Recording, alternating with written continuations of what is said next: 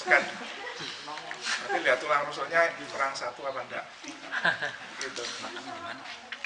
Jadi itu yang spesifik itu kan Adam.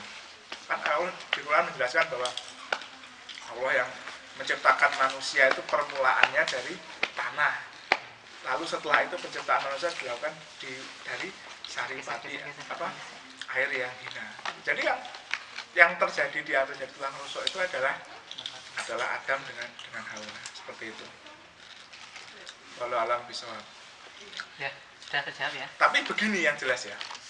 Allah sudah menyampaikan bahwa Allah menciptakan manusia itu berpasang-pasangan, itu jelas. Jadi kalau sesungguhnya setiap dari kita dijamin oleh Allah memiliki pasangan gitu ya. Ya kalau tidak bertemu di dunia, insya Allah bertemu di akhirat gitu. Baik, ada pertanyaan dari Iwan? Ahwat, silakan kembali.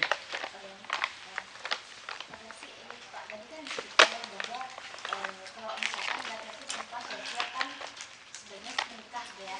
Nanti kadang-kadang yang masih agak relatif mungkin orang menganggap persiapan itu sendiri. Karena kita melihat orang itu dia mungkin sudah dari sisi usia sudah cukup, mungkin juga kalau misalkan laki-laki yang dari sisi mungkin bisa sekali seperti itu. Tapi sebenarnya bisa jadi juga sudah dari keturunan juga misalkan dengan kuat gitu. Tapi kadang-kadang ketika misalkan bukan saya ketika dianjurkan misalkan itu kayak itu berarti belum siap misalkan seperti itu. Nah sebenarnya kategori siap sendiri dalam Islam itu seperti apa? Karena kan sebenarnya nggak boleh juga kan ketika memaksakan diri dan belum siap memaksakan diri kan juga tidak baik juga. Nah sebenarnya kategori siap yang sering itu siap itu seperti apa? Yang dengan katakan apa berarti? Iya. Jadi kalau masalah siap atau tidak itu kan itu kembali saya sendiri cenderung itu sesuatu yang relatif, tapi agama kita memberikan patokan. Jadi kalau laki-laki ketika dia sudah mampu menafkahi, sesungguhnya dia sudah menjadi menikah, sudah menjadi wajib baginya. Demikian pula dengan wanita, sesungguhnya ketika wanita ini sudah mampu atau secara fisik siap untuk berketurunan, ya dia sudah boleh untuk menikah. Itu aja.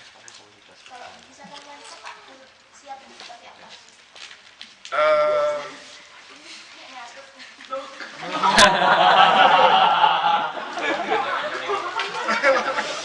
Sudah bisa itu Pak, berhubungan. Iya. Sudah Laki-laki atau perempuan? mampu. Ya kalau laki-laki ketika mampu menafkahi sebenarnya sudah boleh menikah. Kalau masalah kesiapan atau sesungguhnya kesiapan diri, kesiapan hati itu kan sebenarnya permasalahan kesiapan untuk menjalani kehidupan rumah tangganya, gitu loh. Dan ini sebenarnya banyak dipengaruhi oleh mitos dalam masyarakat. Gitu. Jadi mitosnya kan menikah itu berat, nanti macam-macam begitu. Jadi orang kemudian menjadi berpikir dua kali untuk menikah begitu. Jadi sebenarnya kan permasalahan yang menghalangi kesiapan psikologis itu kan dua hal, begitu ya. Yaitu tadi yang pertama adalah kesiapan untuk menghadapi tanggung jawab, begitu ya. Kedua adalah kesiapan untuk menjalani kehidupan rumah tangga dan liku-likunya, itu aja. Dan itu sebenarnya banyak dipengaruhi oleh mitos, begitu. Banyak ketakutan yang muncul itu banyak dipengaruhi oleh mitos dibandingkan dengan realitas, seperti itu. Tapi yang jelas begini,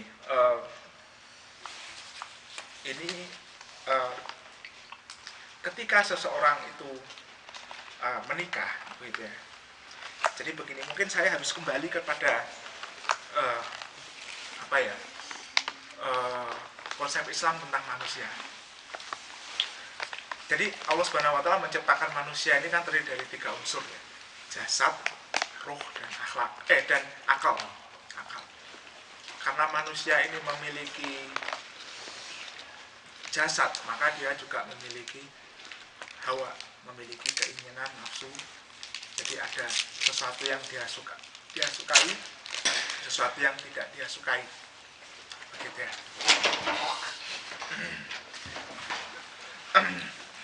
Dan kemudian ada sesuatu yang dia anggap baik, ada yang dia anggap tidak baik, sesuatu yang dia anggap bernilai dan tidak bernilai, dan itu berpengaruh kepada perkembangan karakter manusia. Gitu ya. Ketika seseorang menyukai, menganggap sebuah sikap itu sesuatu yang baik, sesuatu yang bernilai, sesuatu yang dia sukai, maka dia akan mengadopsi sikap itu. Ketika seseorang itu menganggap suatu akhlak itu baik, sikap itu baik, dia akan mengadopsinya. Ketika dia menganggap itu tidak baik, tidak bernilai, dia tidak akan mengadopsinya. Dan itulah yang membentuk karakter manusia.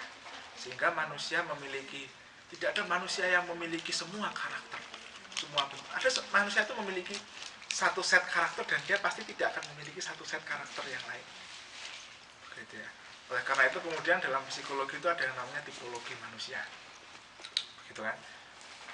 Jadi ada orang yang ceria, kemudian bersemangat dan lain sebagainya.